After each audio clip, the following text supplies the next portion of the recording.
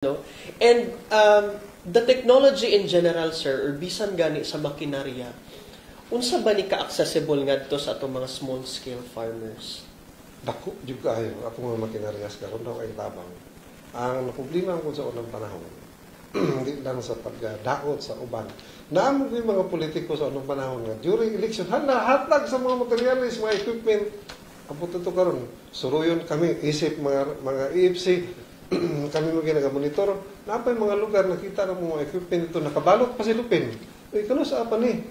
Uy, kuan man ni siya, sir. Mga 2019 pa ni sir.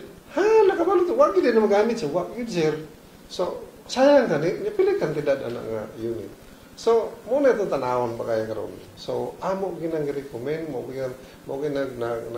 naka-award ang pickup tungod sa mga EFC, sa mga volunteers nga matinud-anon nga insulting nga muone na itabo sa mga equipment nga ipanghatag sa unang panahon. Di na ito kalikihan.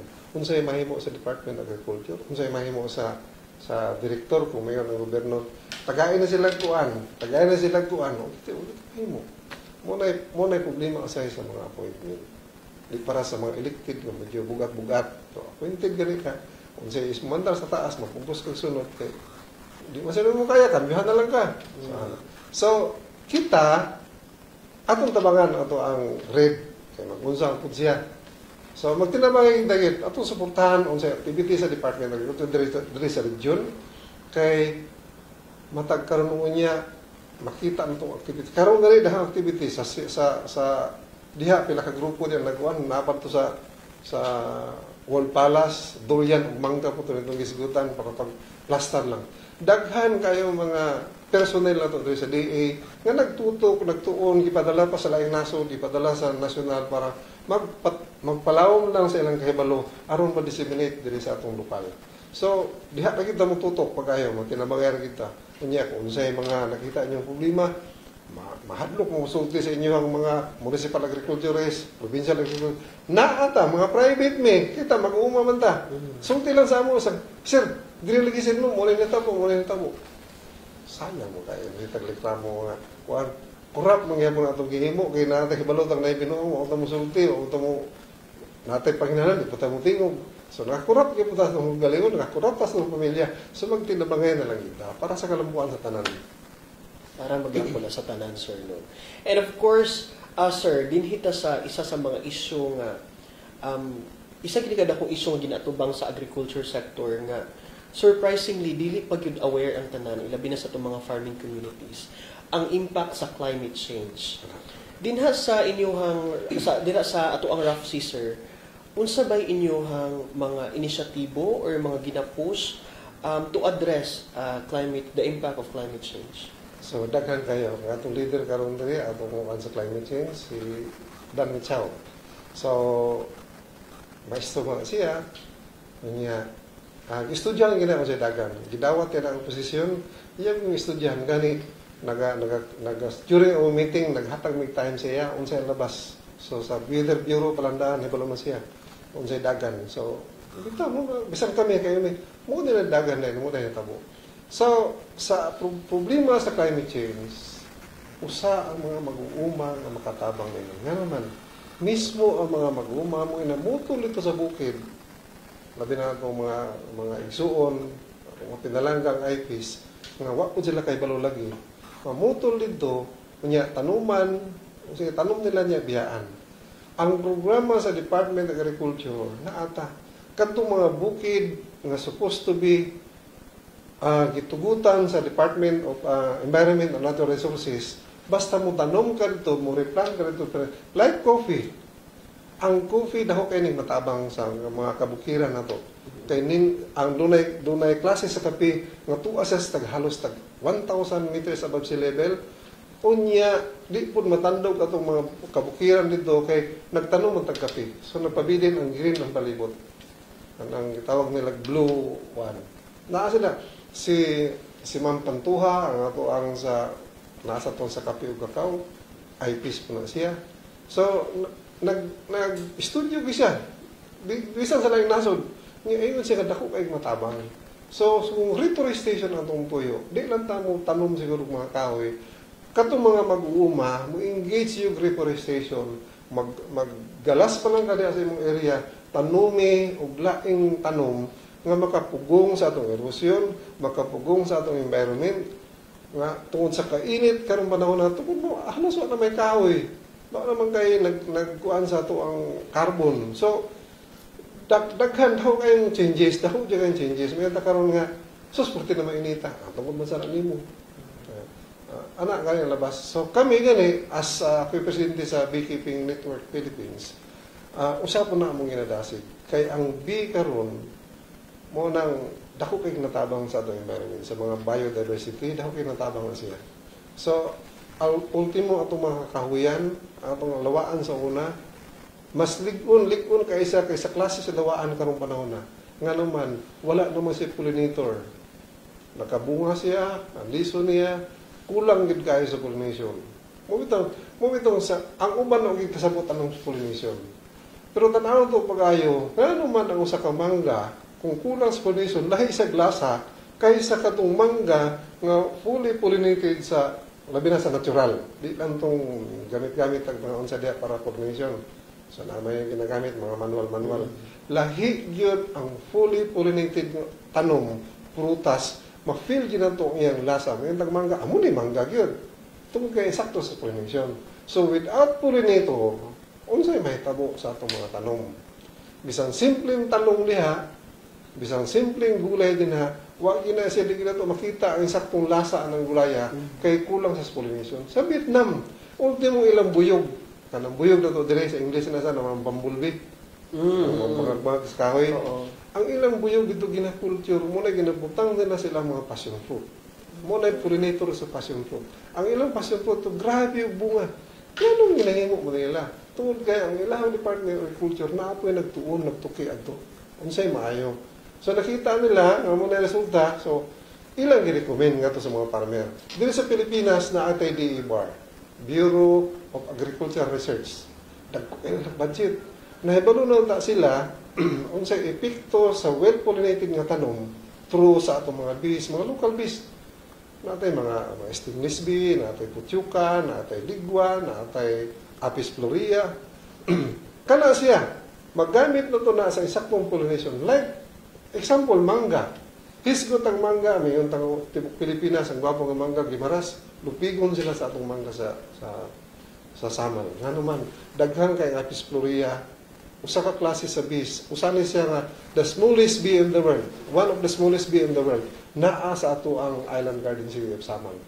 Muna nga itong mangga diha, lahi yung sa glasa sa ubang mangga. Manang, usa ko mong promote na kay mismo nakita na ko na nga daghang kayong apis florea dito. Kining apis florea, mura-mura ni kutyukan. Di niya siya makulture, mahawa gani siya. By nature gani siya nabuhi. So, pag atong atimanon na siya, dako kayo ng tabang sa mga mag-uuma. Ug ang kadaghanan sa mga halos taas kayong porsyento, wa kay balo na ini. Kaya sila, surugan na, mamaak na, samok ay na. Atong mga kiyot, simple kay mga kiyot, unsay ato pang sunugon, nung kay balo. The best pollinator ang kiyot, unya, unsay epekto. Halos 80% sa itong ginakaon, pollinated by the bee. So nga, atong atiman ng bees, kay mo ning partner na to, kung atiman tagkarabaw, kay atong gigamit sa atong pagpanguma, atiman nun to ang bees, kaya dako kayo nagtabang sa pagpanguma. Ganyan, karabaw karon ano naman, ganyan, may mga traktor ron. So, atong atiman nun ni ato ang mga bees, kay mo na siya nag-pollinate. Bisa kung sa kagamay sa bulak, ginaadto nila na. Gawa sa dako silang tabang sa agrikultura, ang ilang produkto, taas kay nutrients. Bisan sa lang nasod. Sa European countries, pag nakay dugo sa imong langisa, sikat ka na. Halangdon ka na.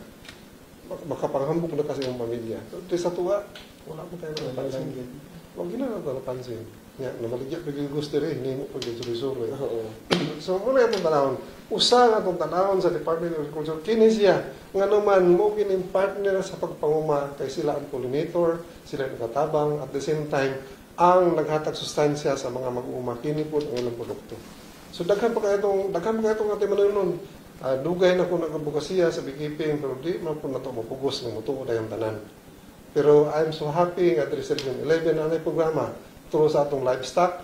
Nagkakandak na tayong mga training sa atong mga coffee farmers, coconut farmers, din gipollinate sila sa bees, dako kay porsyento ang increase ilang yield. So, daghan pa kayo sa atong mangkaw para ito na matanaw. Pero tanawa karon ang laing nasod nga nagdala sa Dole Philippines sa Del Monte, halos gikan na sila nasod ilang mga ultimo ilang mga kuan diha, researcher diha kas laing nasod. Nga naman nga muduo sa kuha, sir, tabangi sir, mag-put up may bis among Hass variety avocado kay need jud kay pollination. Tungkol kay sa laing nasod, duwa tarong nga bunga sa avocado nila kung may mga pollinator. So dili sa Pilipinas wala pa ang Hass variety ba karon magkadaghan. Sa una sila lang ang Dole Philippines. Karon isod na ang Del Monte, na diri sa Talaingon, isod lang ko sa Tadico kay magtanong po sila og Hass variety. Hinduo na tanang nakuha, sir. Tabangan mi sir sa mo pag-propagate og bees para pollinate sa among mangga. So sa among avocado. So ato po na disseminate, ato po na i-apply sa ubang mga high value crops. Kay wa ki mahimong saktong production ug wala tay saktong pollinator. So kana gyud ako profesyon ginakusgan karon. Karon mo asinso man lang mo dako ang abot sa tumaguma ug kung dako yang amot tanghang malipay daghang mga kaon. So napay posibilidad mo barato ang produkto kidaghan man. So mo na nakalindot diha. Nindot kay napaminaw sir no, and tinuod tong gingon nimo sir internationally isa gini sa gina-push gid nga inisyatibo. Gali sa akong ma-remember during the World Bank mission sa PRDP, isa gid ilang gi-highlight kining social and environmental safeguards.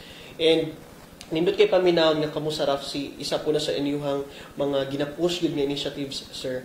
Dinhi sa mga proyekto katong niingon ninyo sir, nga isa sa inyong trabaho sa RAFC nga gina-monitor gid ninyong ginapanghatag nga mga proyekto sa DA.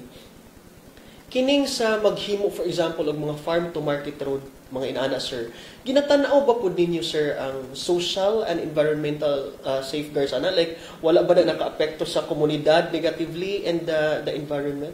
So nindot kayo sa tinuod lang labi sa tuang PRDP si Juan Manuel Director Zacarias siya. So ang kanindot sa tuwa sa atong labi na mga farm to market road kay naa ang Department of Agriculture, naa ang taga National Public Works and Highways, naa dito taga DNR. So naa may regular nga meeting, una masugdan ang proyekto. Gitan-aw, wa ba'y makadaot sa environment sa buhaton ng kalsada. Katong mga kahoy, wa ba'y mga kahoy diha nga maputol. O naa may maputol, mabugat bang rason nga putlon siya aron buhatag kalsada.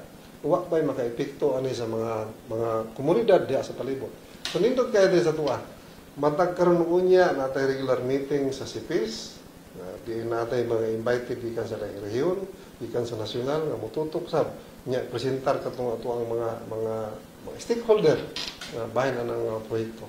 So sakto gyud ang pagtan-aw, gitan-aw ito bagay unsay epekto niini sa palibot sa maong proyekto. So nindot kay bisag ang basura ginatan-aw na kumusta inyong basura dinha? Giayo ba ninyo kuan kay pasig mohawa mo human sa project, mohawa mo diha nagkalat na inyong basura.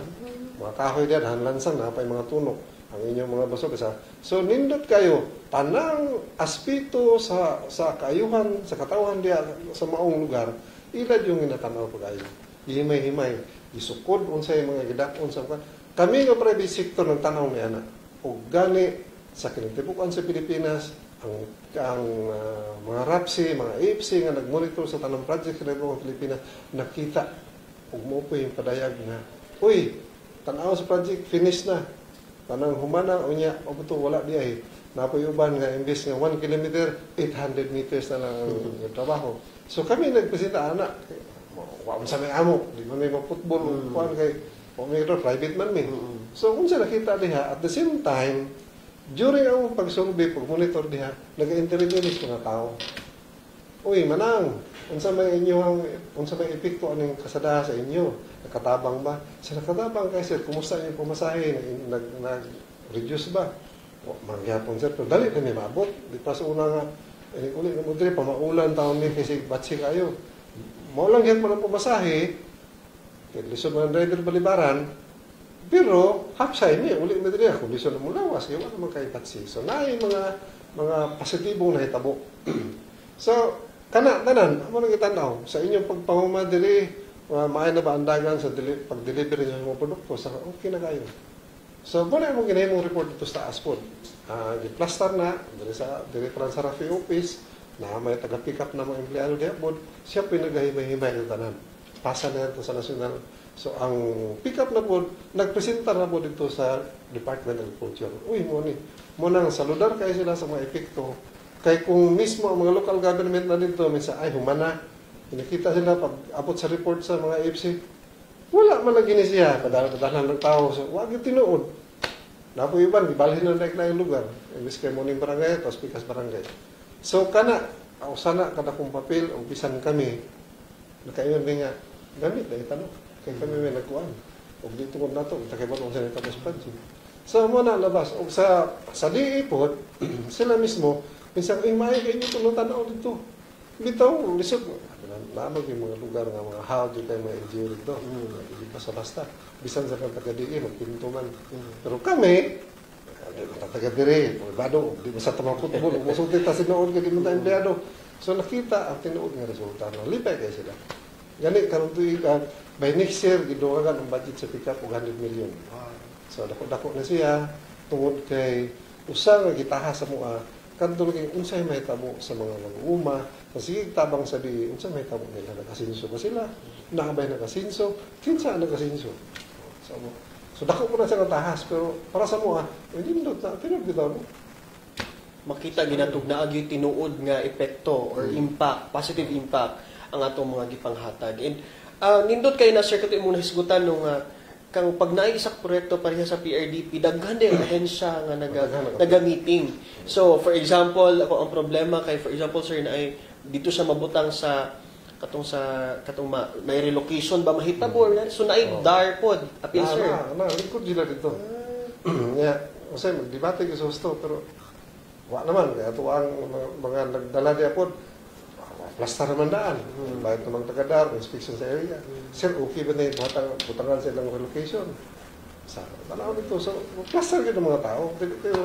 Ay, bahala mo diha. Basta importante din, kasada. Hindi na pwede alang. Deluwi po na sila. Nangyayabay po na sila. So, labi na tingin mo sir nga sa part sa DANR nga naagi ka tong part sa water management, waste management. So, grabe sir, no? So, tanan gid nga aspeto ginatanaw. Labi na PRDP, ng ano, tagalag nasod ang bukat nga nagmonitor. So, dili basta-basta. Na sila makita ng gamay mali sa proyekto, back gina, usapon gina. Wala, ano po sa iya, magbinuang. So, makita yun, no? So, magilo. So, sir, dirito, sir, nasigutan ni mo ganiha, daghang kitag eksperto sa ato ang mga sectoral heads, no? Talking about unsaon nato mahimong competitive ang ato ang mga commodity dinhi sa Davao region, not just local but in the international market. Unsa ba itong mga policy recommendations pud ana from RAFC? Muna kagahapon diskutan katong GAP, Good Agricultural Practices. So usap na mo gitanaw karong next meeting na mo sa RAFC. Amo na i-post pod kay ang ato ang ATI sila pinaghatag og trainings.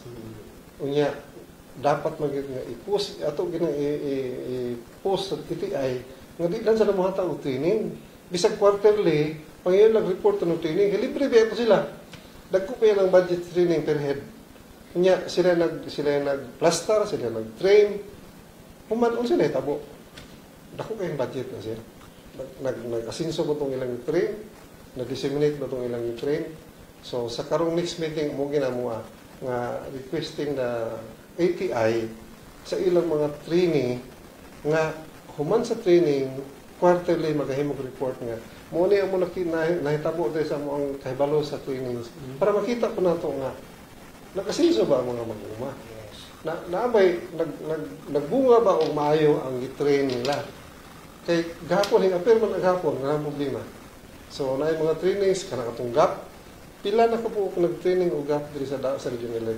Pero pila na kabuk na bitin karon. Mo tayo yun yung mambilbis gahapon sa mga.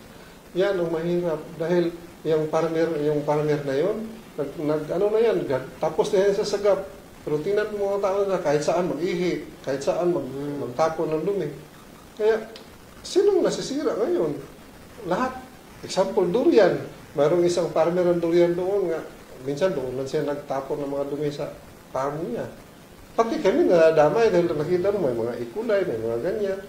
So, kinalang i-stricto natin yung GAP, yung good agricultural practices, para happy tayo lahat. Yes. So, muna bukat kayo. So, nakita na mo, muna isigutan na mo sa karong next meeting, na i-post nyo dito sa ATI, na para ilang mga training. Sila magiging ang nag-conduct ng mga trainings. So, kapag na sila. I-cluster dito kayo. Alright. Ubay-ubay po datang mga na-discussan karon sir, no? And thank you kay sa imong panahon, sir.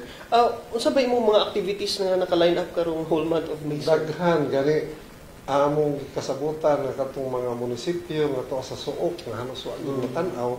Like for example, sa Region 11 ang pinakalayo nato diri nga munisipyo asarang municipality sa Sarangani. Tawag natong Balot Island. So, magluoy jud na sila. Bisan ang atong pagay. Pila lang kay talima kang moadto kay sakay kag regular nga pambot imong sakay o barko imong sakyan. Mugikan ka alas 10 gabi abot kay buntag. Magantos pagkasdag kay balon. So, wala niya bago man ito ang PAPSI chairman sa Davao Occidental, taga dito si DRC. So, gahapon naman sila, okay ba, dito ta mag-meeting, or installation na lang po sa imo, kay ikaw man ang bagong PAPSI chairman. So, sige sir, alam ka pala ka na, material budget sa kuan, kung mutabang po lang yung local government, mayo. Kaya para magkasinapot na ito, overnight kita para makita na ito. Package na ito, makig-meeting ka sa mga farmer dito para manang orasa, dito tas mga farmer, panagat mga dekadahanan na sa inyo, itong orasa, dito tas mga nagat, ang sa'yo ma-assist na ito. Kaya tinuod lang, ang DA naghahatag na diya sa inyo. Naku nibalaan nga nanay panghatag niya. Like for example, katong sa sewage. Ang problema sa inyo, manang nag-failure ang sewage niya, kay daghan kay dihang mga turtle, katong mga pawikan. Which nagkakaon mo na sila. Oo. So, wag din nahitabo. So, makita tayo yung paagi. Atong fish cage ba, atong baton niya, kanay mga lugar niya, gilibutan sa isla nga, bisa pag magbalod-balod, kusog digit mo unsa. So, pwede sa Euro fish cage at ibutan niya unsa ba. Basta itapok yung mga tanang managat, atong tanahon, para magkasinabo sila, kanang atong programa, itusito, atong i-plaster, para pakita ang itong budget. Basig makarecommend, kaya mo naman papel sa AFC, i-recommend na ito, kung dili makaya sa region, atong i-address dito sa national, kaya may mga budget dito. During our meeting, na dito mga ASIC, USIC sa fishery, na dito mga bugat, bisan sa mga livestock, na dito tanan. So, personal na mo naghatag. Mao na yung papel. Kung doon natin meeting sa Manila, nanay, bit-bit, para, uy, sir, may ka na kasi, naikuan siya nung bitpisa pa sa Region 11 sir, may dibugat ni sir ba, hindi makaya sa mga, mabatitan nito. So, amo nang ginay mo, like karon sa beekeeping, na may activities sa Cebu, so ako ko lang nanakuyihimo dito para sa livestock, so aware sila. Nindot kayo na, may mga speaker, ikan sa lang nasod, about sa bee hapon, mulin ko sila kapil dito, parang may balukod sila, muna siya. Mao ba sa May 20, sir? Umaabot nga World Bee Day? Ang World Bee Day, gina sa ulog na, gani kung hanaon pa kayo ng sa World Bee Day, kung saan ang nasod na ganisit anak. Nang dili kayo sa kuan nga nasod, ilado nga nasod, simple lang. Pero naring kamot sila, kay usa nga gitutok sa ilang nasod katong sa beekeeping tungod sa produkto sa bees ug sa epekto sa bees ngadto sa ilang farming. Tungod kay dako kay sila abot sa ilang farming tungod sa saktong pollination, unya ilang gi-recommend naghimo sila National Bee Day. Human sa pila ka tuig na ang mga ubang beekeeper sa laing nasod nga dito tan-aw, so gipaningkamutan nga ma-adapt sa whole world. So na tay World Bee Day every May 20. So, wala siya. Dres Pilipinas, kaunom na katuig na mga sigduran ini. So, muna gyapon atong tan-awon unsay papel sa bees. Kung wala ang bees, unsay may tabo. So, nakita na sa mga study sa lain naso, nakita niya pag wala na day bee within 4 years, pag wala na kay bee nakita diha, mura na nag-desert ang lugar. Kay wa na mabuhi diha. Tinuod na yung mga tanom ng mga self-pollinated. Pero di gina masaligan ngayon para sa yung na PCA, ang coconut magud sir is wind pollinated. Ang pangutana karon ug walay hangin. Ug ay mo lubitas buntod kusog ang hangin. Unsa ang pag-pollination na kusog ang hangin? So kinahanglan gitagbi ang pollinate. Ngano man ang mga sikat kay mga advanced kay mga nasod sa Europe, na may beekeeping.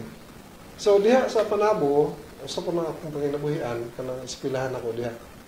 Apiary kanang school, beekeeping school. Mostly sa mga graduate na ko diha, tuwas na hinasod ko trabaho. New Zealand, Australia, Canada, US, Scotland, Finland, Croatia, Qatar. Narito ng trabaho na, kung saan pa na sila dito, beekeeping.